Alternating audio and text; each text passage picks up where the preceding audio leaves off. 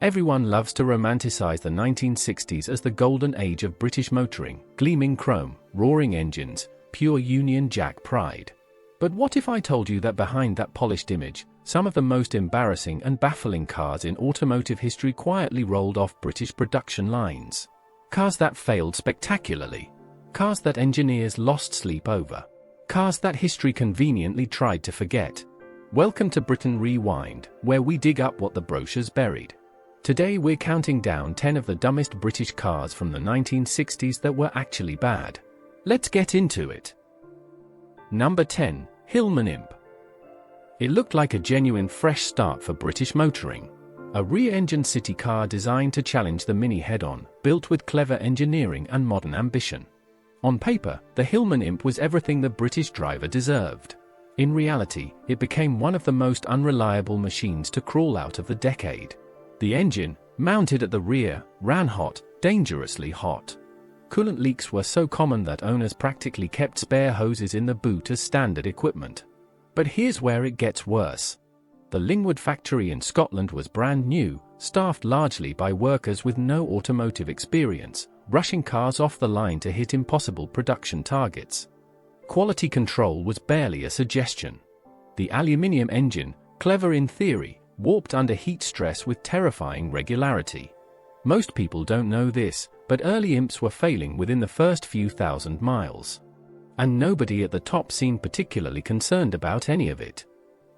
Number 9. Austin 1800. BMC called it the land crab, though not affectionately. The Austin 1800 was supposed to be a revolution in family motoring. Alec Isigonis, the genius behind the Mini, stretched his transverse engine concept into a full-size saloon, and the idea sounded like brilliance. The execution was something else entirely. From the moment it launched, drivers noticed the 1800 handled like a barge navigating a tight roundabout. The steering was heavy, the ride oddly disconnected, and the interior, despite being genuinely spacious, felt clinical and deeply uninviting. It offered room for 5, but the enthusiasm of a tax return. And this is the part nobody talks about. The gear change, positioned oddly on the floor, baffled mechanics and owners alike for years. Reliability issues surfaced quickly, particularly with the hydroelastic suspension, which could fail in spectacular and expensive ways. Dealers struggled to explain the car. Buyers struggled to love it. Britain deserved considerably better, and somehow still bought thousands. Number 8. Triumph Herald. The Triumph Herald arrived looking elegant, stylish, and refreshingly modern. Its full-circle turning circle and distinctive Italian-influenced bodywork made it genuinely eye-catching on British roads. The problem was what happened when you actually drove it hard, or simply tried to corner with any confidence. The rear swing axle suspension, a design decision that should have died in the 1930s, gave the Herald a terrifying habit of tucking its rear wheel under on fast bends, dramatically lifting the inside tire and sending the car sideways without warning. Imagine approaching a gentle country bend with confidence, only to feel the back end step out like it had entirely different plans. But here's what made it worse. Standard tires of the era were already marginal on handling, and the Herald's suspension setup amplified every single flaw they had. Accidents happened. Corners were badly misjudged. And yet the car kept selling, because it looked genuinely beautiful, and most owners never pushed it hard enough to discover the awful truth waiting beneath. Number 7. Vauxhall Viva HA. Vauxhall promised Britain a practical, affordable, and modern small car. The Viva HA arrived looking sharp, feeling light, and seemingly offering everything a working-class British family needed in the swinging 60s. What followed was a masterclass in premature optimism. The bodywork rusted with almost supernatural enthusiasm, not the slow, creeping rust of lesser cars, but aggressive, structural, panels falling off in traffic rust that turned perfectly good machines into scrap within just a few British winters. Mechanics began to dread seeing one pull into the workshop. But here's where it gets interesting. The structural corrosion wasn't merely cosmetic. Sills and floor sections rotted from the inside out, compromising the car's ability to protect its occupants in any kind of collision. What happened next shocked owners. Repair costs frequently exceeded the value of the car itself, sometimes within 3 years of purchase. For a machine sold entirely on value and practicality, that is a spectacular and deeply embarrassing failure by absolutely any standard. Number 6. Sunbeam Tiger. On the surface, the Sunbeam Tiger sounds like a dream. Take the capable Sunbeam Alpine, drop in an American Ford the 5.8 engine, add a close ratio gearbox, and sell it as a sports car for the serious driver. What's not to love? Quite a lot, as it turned out. The problem was fundamental. The Tiger's bodyshell was never designed to handle that level of power. The Alpine structure was built around a modest 4-cylinder, and stuffing a V8 inside without properly reinforcing the chassis created a machine that could genuinely frighten its driver at speed. Understeer was dramatic and abrupt. The brakes, while upgraded, still struggled to haul things down from the velocities the engine made so easily possible. And this is the part nobody talks about. The fuel lines ran dangerously close to heat sources, creating fire risk concerns that should absolutely have been caught before a single car left the production line. Beautiful to look at. Genuinely terrifying to drive hard. Number 5. Austin A40 Fina. By 1961, the Austin A40 Fina was already looking tired. The Italian styling by Pininfarina gave it a certain elegance, but underneath that respectable exterior lurked an engine and mechanical package that struggled to cope with even Britain's modest road demands of the era. The A-Series engine, already aging, was barely adequate for the car's weight. Acceleration was, to put it kindly, leisurely. To put it honestly, it was slow enough to frustrate lorry drivers queuing at traffic lights. But here's where the real problem lay. The gearbox, mounted separately from the engine in a confusing arrangement, gave mechanics genuine nightmares during routine servicing. Parts availability became patchy surprisingly quickly. And the bodywork, despite its Pininfarina gloss, rusted aggressively through the wheel arches once British road salt began its patient, destructive work. Most people assume Pininfarina involvement guaranteed quality throughout the whole car. What happened next, once the warranty quietly expired, told a very different and considerably more expensive story entirely.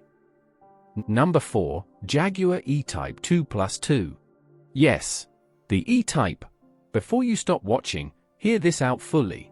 Because the original EType was one of the most beautiful cars ever created, and there is absolutely no argument about that. But the 2+2 version, introduced in 1966, made changes that still divide automotive opinion sharply today. To accommodate rear seats, Jaguar stretched the wheelbase, raised the roofline, and critically altered the proportions that made the original so utterly magnificent. The result was a car that looked, to many honest eyes, like an E-Type that had slightly let itself go. The added weight made performance noticeably softer. The raised roofline destroyed much of the aerodynamic elegance. And the rear seats were so desperately cramped they were essentially useless for anyone aged over 12. And this is the part nobody wants to openly admit. Jaguar made these compromises primarily to attract American buyers wanting an automatic gearbox option. Britain's greatest automotive icon was diluted for export sales figures. Was it genuinely worth it? Number 3. Morris Oxford Series 6. The Morris Oxford Series 6 arrived in 1961 wearing Farina styling and carrying BMC's ambitious hopes for the middle-class family saloon market. It was supposed to be comfortable, dependable, and trustworthy for years of reliable family service. The reality? Owners found themselves trapped in a relentless cycle of persistent mechanical problems that made reliability feel like a privilege rather than something they had paid for. The B-Series engine, while proven in theory, suffered from overheating issues in heavy traffic, which, given Britain's rapidly increasing urban congestion throughout the 1960s, was not exactly an ideal characteristic. Rust arrived early and with tremendous enthusiasm. Electrical gremlins, courtesy of Lucas, sometimes nicknamed Prince of Darkness by generations of frustrated mechanics, became genuinely legendary. But here's what made it considerably worse. BMC was badge engineering this same basic car across multiple brands simultaneously, stretching engineering resources dangerously thin. The Oxford wasn't simply unreliable, it was one of dozens of underdeveloped variations of the same fundamentally underfunded mistake, wearing different badges and quietly sold to trusting families across Britain. Number 2. Bondiquipe. Most people have never heard of the Bondiquipe. And that, in itself, tells you quite a lot. Bond Cars Limited decided in 1963 that Britain needed a small, affordable GT car, glamorous, sporty, and genuinely accessible to ordinary buyers. What they delivered was a peculiar hybrid using Triumph Herald mechanical components underneath a fiberglass body style to vaguely resemble a miniature Italian GT. The Herald underpinnings brought all the swing axle handling terror we've already discussed, but now wrapped in bodywork that actively encouraged drivers to push harder because it looked impressively the part. The fiberglass construction, while lightweight, creaked, flexed under load, and attracted stress cracks with depressing frequency. Early weather sealing was genuinely terrible. Rain found its way inside with determined and miserable regularity. And this is the part nobody talks about. The actual performance, despite every sporty pretension, was deeply unimpressive. 0 to 60 took longer than several contemporary family saloons. Britain's bargain GT was neither particularly grand nor especially touring. Number 1. Triumph GT6 Mk1. This is the one that earns the top spot without question, and here is exactly why. The Triumph GT6 Mk1 arrived in 1966 looking absolutely magnificent, a proper fastback GT, beautifully styled, powered by a smooth inline-six engine borrowed from the Triumph Vitesse. It should have been the definitive British sports car of its generation. What it actually was, at launch, was one of the most genuinely dangerous small sports cars produced anywhere in Britain during the entire decade. The swing-axle rear suspension, yes, the exact same catastrophic setup that plagued the Herald, was retained completely unchanged beneath a car now producing significantly more power.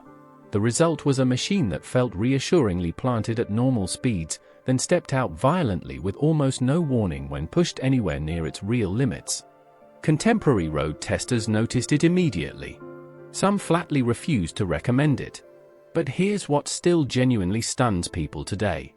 Triumph's engineers were fully aware of the handling characteristics during development and released it to the public anyway. The Mk2 correction arrived only after serious and sustained public criticism finally forced their hand. Number 1, without any argument whatsoever.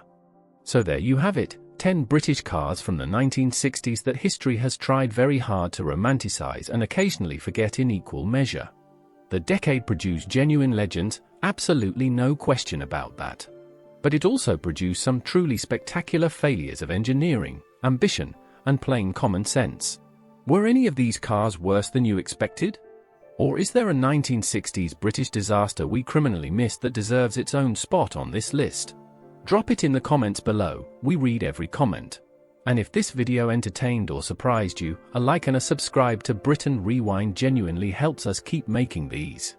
Next time, we're going even deeper into British automotive history, and trust us, you will not want to miss it.